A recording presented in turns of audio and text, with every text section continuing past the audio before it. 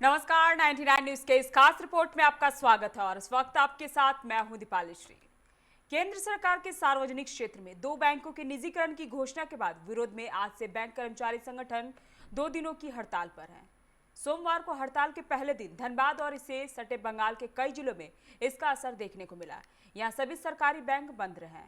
Bank कर्मी अपने शाखा के बाहर सरकार के नीतियों के खिलाफ प्रदर्शन करते दिखे। कर्मचारी संगठनों ने कहा कि यदि उनकी मांगे पूरी नहीं हुई तो वे मार्च में संसद का घेराव भी करेंगे। सरकार की ओर से बैंकों के निजीकरण की योजना के विरोध में बैंक कर्मचारी संगठन सोमवार तथा मंगलवार हड़ताल पर है। इस दौरान यूनियन के सदस्यों ने सोमवार को धनबाद के बैंक मोड़ स्थित एसबीआई मुख्य शाखा के समक्ष विरोध प्रदर्शन किया। कर्मचारी संगठनों ने कहा कि यदि उनकी मांगे पूरी नहीं हुई तो वे मार्च में संसद का घेराव भी करेंगे।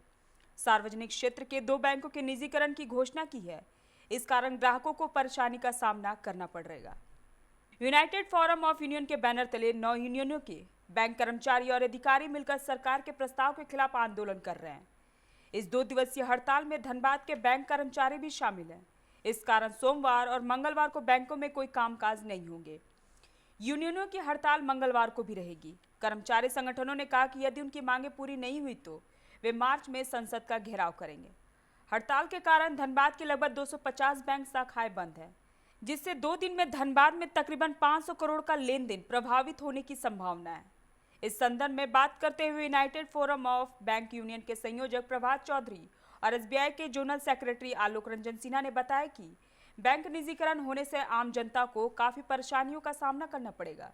लोगों के हित में यह आंदोलन का वह समर्थन कर रहे हैं। की हड़ताल की एक ही मांग है, सरकार के द्वारा संसद के पटल पे जो यह घोषणा की गई है कि 2 राष्ट्रीयकृत बैंकों का वह निजीकरण करेगी, हम उसके विरोध में जो है वह हड़ताल पे जाने के लिए बाध्य हुए हैं, क्योंकि राष्ट्रीयकृत बैंकों का निजीकरण करना देश के साथ और आम जनता के साथ धोखा है।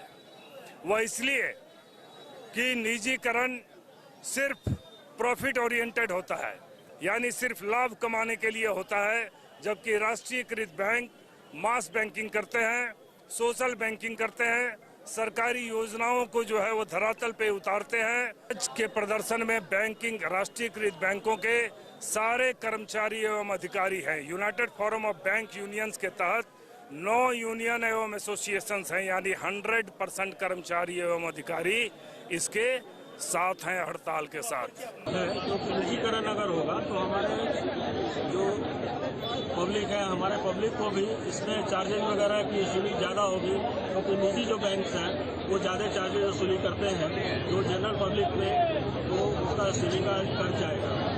और जहाँ सरकार प्राइवेट बैंक जो है वो अपने प्रॉफिट के हिसाब से अपना बैंकिंग चलाते हैं, जबकि हमारे सरकारी बैंक जो है प्रॉफिट के साथ हमारा जो है वो सामाजिक दायित्व भी होते हैं। हमारे जितने भी गवर्नमेंट स्कीम्स है 99% जो है वो हमारे जो बैंक्स हैं, जो सरकारी बैंक है, उनके थ्रू ही गवर्नमेंट जो है उसको इम्प्लीमेंट करती है। और हमारे सरकारी बैंक गांव-गांव तक फैले हुए हैं, जो प्राइवेट बैंक उस तरह के हैं नहीं जो उनको दे सकें। इधर बैंक बंदी का व्यापक असर धनबाद से सटे राज्य पश्चिम बंगाल में भी देखने को मिला है। पश्चिम बंगाल के आसनसोल, रानीगंज, दुर्गापुर समेत राज्य के सभी जिलों में सरकारी बैंक बंद रहे। यहाँ बैंक कर्मी अपनी अपनी शाखाओं के बाहर प्रदर्शन करते दिखे।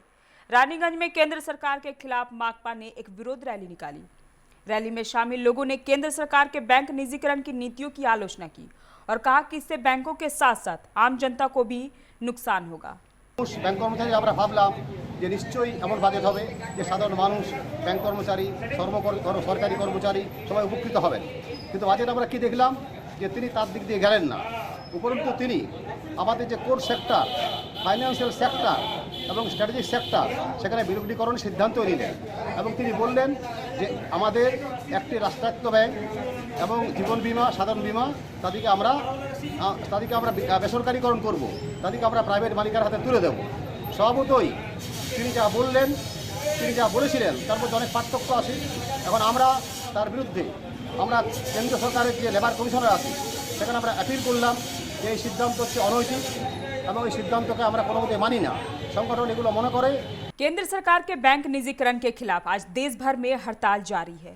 2 दिवसीय इस हड़ताल से अरबों रुपए के लेन देन प्रभावित होने की संभावना है। हड़ताल कर रहे बैंक कर्मचारियों का तर्क है कि सरकार के इस फैसले से केवल बैंक कर्मी ही नहीं, आम जनता को भी परेशानी होगी, जबकि छोटे छोटे ग्रामीण क्षेत्र के बैंकों को भी बंद होने की भी संभावना है। ऐसे में इसका सीधा असर ग्रामीण परिवेश पर पड़ेगा, जबकि सरकार की अपनी दलीलें हैं।